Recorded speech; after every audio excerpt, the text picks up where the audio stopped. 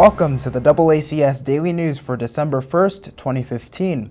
The Salette Shrine recently hosted a seminar meant to bring awareness to criminal justice reform efforts within the state. State Senator Jim Timilty, State Representative Paul Heroux, Benito Vega from the Vincentian Re-entry Organizing Project, and Tom Dwyer from the National St. Vincent de Paul Voice of the Poor Committee led the discussion.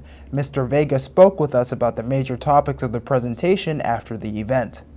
Hi, my name is Benito Vega. I'm the state coordinator for the Vincentian Re-entry Organizing Project, and came down here to the Attleboro area today to bring awareness and education to the community at Attleboro in regards to ending mass incarceration by eliminating poverty and what we as a community can do together to address a lot of the issues we're facing in our communities throughout the state of Massachusetts. You know, a lot of the stuff that we hear is that ex-felons, ex-convicts, or ex-prisoners are lazy, drunks, they're no good, they amount to nothing, they don't want to change. And that's totally wrong. There's many of us, because I'm also a returning citizen, who do want to change, who want to do things for the better, but if an opportunity is not presented, then a lot of us will go back to what we know best.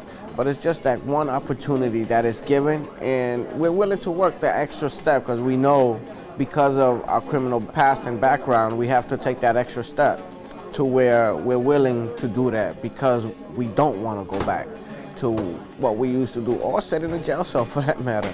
Aside from the education and advocacy work that we're doing throughout the state of Massachusetts, in the systemic change approach, there is legislation being done statewide, both on the Justice Reinvestment Act, reinvesting back in our neighborhoods and our communities, but also on the driver's license collateral sanctions piece. So there is systemic change approaches being done to where I'm pushing criminal justice reforms forward, as well as talking about the collateral sanctions at the RMV in regards to driver's license suspension and the barriers to that. So there is little things happening right now, but there's more that needs to be done. Everyone's a human being.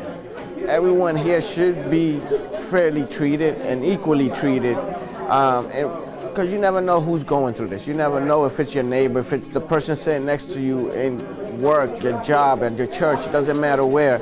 But just knowing that there are people out here who are hurting, who are in need, and are seeking that assistance, and how can we as a community come together to address those needs, whether it's through resources or just a relationship building approach to where give each other a voice of unity to create systemic change and also welcoming one another as we should be.